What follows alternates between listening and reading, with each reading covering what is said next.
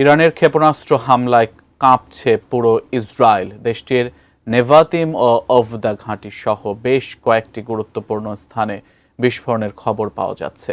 বিস্ফোরণগুলো এতটাই ভয়াবহ যে গোটা ইসরায়েল কেঁপে উঠছে। এমন পরিস্থিতিতে যুদ্ধজাহাজ সহ ইসরায়েলের পাশে দাঁড়িয়েছে যুক্তরাষ্ট্র, বসে নেই তেহরানের মিত্রদেশগুলো। এই দুঃসময় ইরানের পাশে দাঁড়িয়েছে বিশ্বের দুই পরাশক্তির দেশ চীন, রাশিয়া সহ তুরস্ক। আরো বিস্তারিত শেখ ফরিদের প্রতিবেদনে। ইসরায়েলের হামলার প্রতিশোধমূলক পদক্ষেপ হিসেবে শত শত ক্ষেপণাস্ত্র হামলা চালিয়েছে ইরান। এই হামলায় ইসরায়েলের নেভাতিম ও ওভদা ঘাঁটি সহ বেশ কয়েকটি সামরিক স্থানে ক্ষেপণাস্ত্র হামলা চালিয়েছে আয়াতুল্লাহ বাহিনী। এমন হামলার ভয়ে এক রাতে 5 বার বাংকারে লুকান মার্কিন রাষ্ট্রদূত মাইক হাকাবি। এরই মধ্যে ইসরায়েলের কোমর ভেঙে দিয়েছে ইরান। ইসরায়েলের আয়রন ডোম প্রতিরক্ষা ব্যবস্থাকে ব্যর্থ করে তেল আবিবে অবস্থিত প্রতিরক্ষা সদর দপ্তর গুঁড়িয়ে দিয়েছে তেহরান। এমন পরিস্থিতিতে ইসরায়েলকে সাহায্য করতে এগিয়ে এসেছে যুক্তরাষ্ট্র। মার্কিন গণমাধ্যম ফক্স নিউজ জানায়, ইরানের ক্ষেপণাস্ত্র হামলার প্রতিক্রিয়ায় ইসরায়েলকে সহায়তা করছে যুক্তরাষ্ট্রের সামরিক বাহিনী। এরই মধ্যে পূর্ব ভূমধ্য সাগরে মোতায়েন করা হয়েছে মার্কিন নৌবাহিনীর দুটি ডেস্ট্রয়ার। এর একটি ইউএসএস সুলিভান্স, অন্যটি ইউএসএস আর্লেই বার্কি। এরই মধ্যে মার্কিন বাহিনী প্যাট্রিয়ট PAC-3 এবং থার্ড ব্যবস্থার মাধ্যমে ইসরায়েলের দিকে আসা ইরানি ক্ষেপণাস্ত্র প্রতিহত করতে সহায়তা করছে।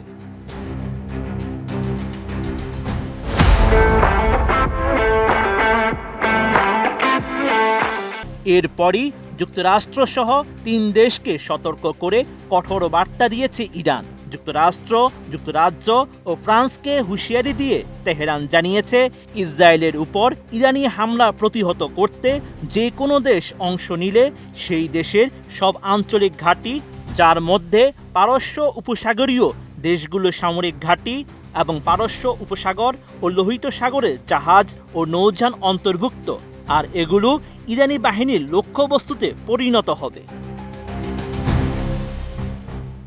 এদিকে বসে নেই ইরানের মিত্র দেশগুলো। তেহরানের পাশে দাঁড়িয়েছে রাশিয়া, চীন সহ নেটোভুক্ত প্রভাবশালী দেশ তুরস্ক।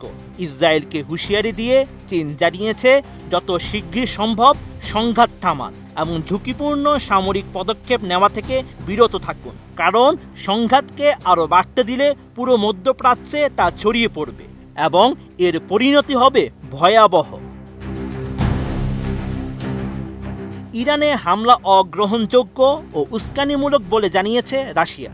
মস্কো জানায়, ইসরায়েলের এই হামলা বিনা দোষে হয়েছে এবং এটা জাতিসংঘের সনদ লঙ্ঘন করেছে। ইরানে হামলা চালিয়ে মধ্যপ্রাচ্যে অস্থিরতা ও উত্তেজনা আরও বাড়াচ্ছে ইসরায়েল। অপরদিকে ইরানের পরমাণু কর্মসূচিতে স্বচ্ছতা ও সমাধানে ওয়াশিংটন ও মস্কো যে আলোচনার উদ্যোগ নিয়েছে তা ব্যাহত হয়েছে বলেও উল্লেখ করেছে ক্রেমলিন। এর আগে ইরানের উপর ইসরায়েলি হামলার কঠোর ভাষার নিন্দা জানিয়েছে তুরস্ক। এক বিবৃতিতে দেশটির পররাষ্ট্র মন্ত্রণালয় জানায়, ইসরায়েলের পদক্ষেপগুলো প্রমাণ করে তারা কূটনৈতিক উপায়ে সমস্যা সমাধান করতে চায় না। এটি ইসরায়েলকে আরও বড় সংঘাতের দিকে নিয়ে যেতে পারে। এমন আক্রমণাত্মক পদক্ষেপ বন্ধ করার আহ্বান জানায় আঙ্কারা।